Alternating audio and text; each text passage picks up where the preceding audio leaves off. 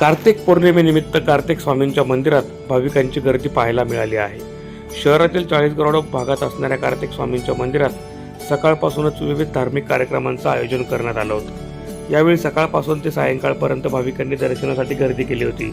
नामजी अग्रवाल यांनी सदर मंदिराची स्थापना केली आहे। सदर मंदिराची स्थापना संवत 1982ला झालेली आहे। सदर मंदिरामध्ये पार्वतीजी, शिवजी, गणेशजी, हनुमान, बजरंगबली, नंदीजी, कार्तिक स्वामींची मूर्ती आहे। कार्तिक स्वामीचे कार्तिक पौर्णिमेला दर्शनाचं महत्त्व असतो।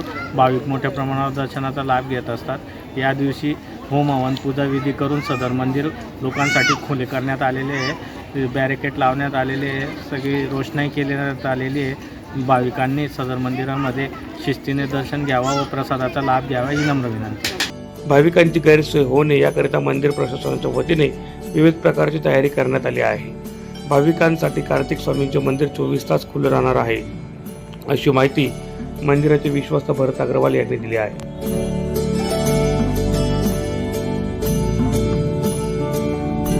प्रतिनिधी रूपक बिरारी, माझा महाराष्ट्र न्यूज, धुळे।